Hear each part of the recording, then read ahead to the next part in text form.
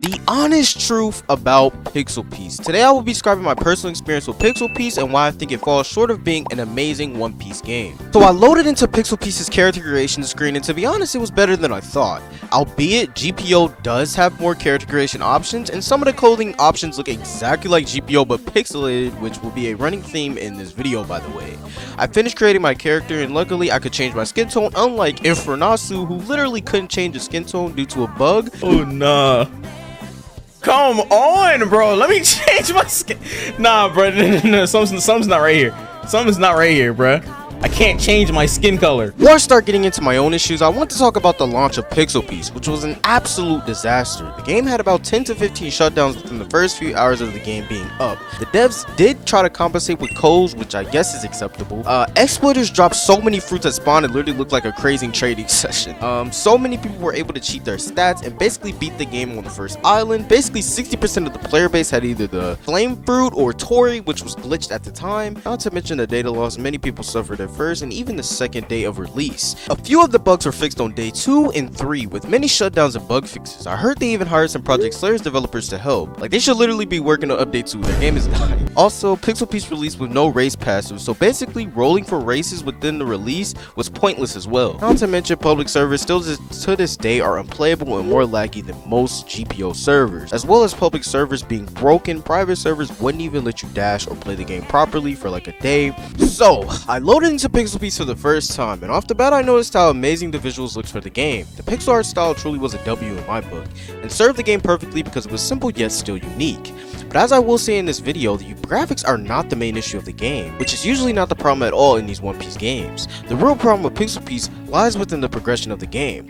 I noticed right when I got to the first island, one very noticeable and similar thing was the layout of the island, which had bandits to your doorstep and your shop right next to that as well, which is how all islands run in most One Piece games. This was an immediate red flag. Why, you may ask? This is too similar to past One Piece games, and what we were expecting was something a bit different. It is a new year after all. Now, you can't blame us for this because the developers themselves said word for word when asked, will this game be a bandit beater? They said this on Discord. We already have several ideas to change this curse of One Piece games. We study several games daily inside and outside of Roblox to find the perfect XP system for those who hate living only from the eternal farm. Now I want you guys to remember that.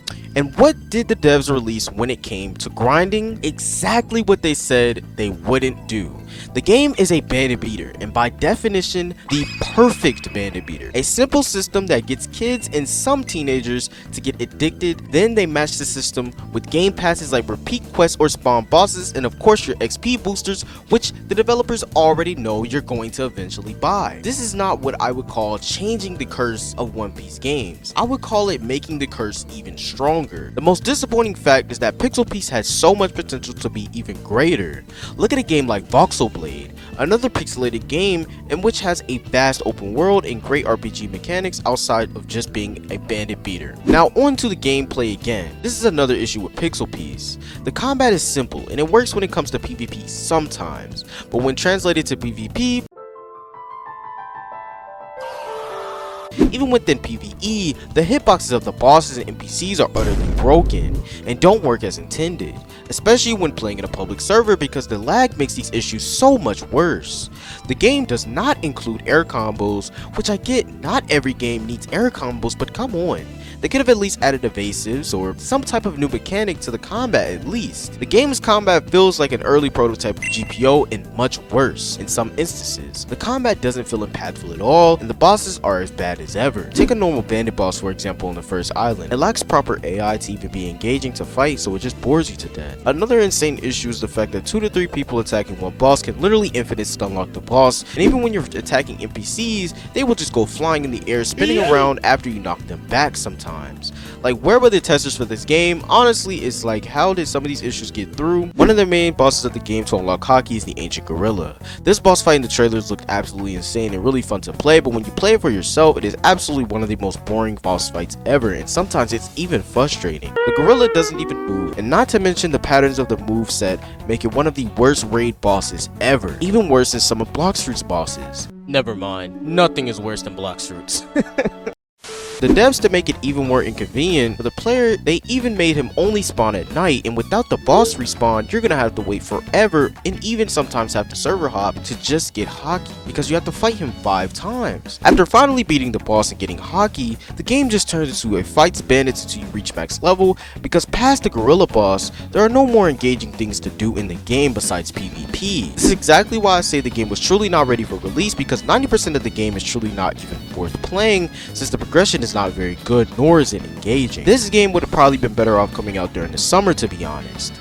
And this game honestly feels like a game that should have released back in 2020 or 2019, because I feel like it would have served it better. To give the devs credit, however, they have been working really hard to fix these problems. The only issue is why delay the game in the first place just for it to miss vital content and fixes. Hopefully future updates, including update 1, at least feature enough content and unique features to separate this game from the current One Piece games on the platform. I'm honestly just happy it killed Project New World at least. And with all these disappointments aside, back to my journey of the game. I realized in the shops that the game actually sells you a pose for the next island, the island that you are on, which I thought was pretty cool. Even when you pull out the pose, it even tells you what level you are going to have to be to leave your current island, which I also thought was pretty convenient to know for the player. So after reaching level 15, I was finally able to go to Shell's Town, which again, to my absolute surprise, was nothing but bandit beating and a Morgan boss, which is absolutely impossible to fight without either being super over leveled or having a fruit or playing with friends and stun locking the boss. So after getting beat up by Morgan and realizing this game is exactly like GPO, I went to the next island, which was Orange Town, and this is where the progression truly starts to show its worst sides. From level 35, you must gain 40 levels to go to the next island, which is the island for Hockey, and this is where my journey ended. But before I tell you why, I must say having NPCs drop cool swords and bosses having drops is the bare minimum, but I still thought it was pretty cool that you could obtain some pretty cool weapons from them. Again, this is where my journey ended. On Orange Town, I couldn't even bother really playing more after that, because I knew I wouldn't play Pixel Piece regularly as a game because of how mediocre the content and progression was. I watched the videos of people reaching max level, and it was soul draining. I knew from there that I must make a video explaining why this game truly was not ready and giving you guys the honest truth. Pixel Piece is a game that has so much potential and was hyped greatly, but fell short due to the developers first of all not testing the game properly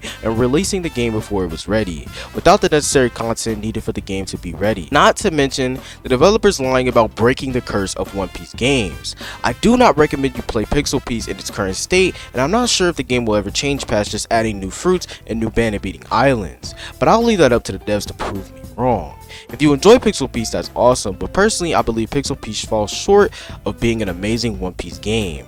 But that is it. If you guys enjoyed this video and you'd like to see more content like this, make sure you leave a like and subscribe to this channel, and I'll see you guys in the next video. Peace.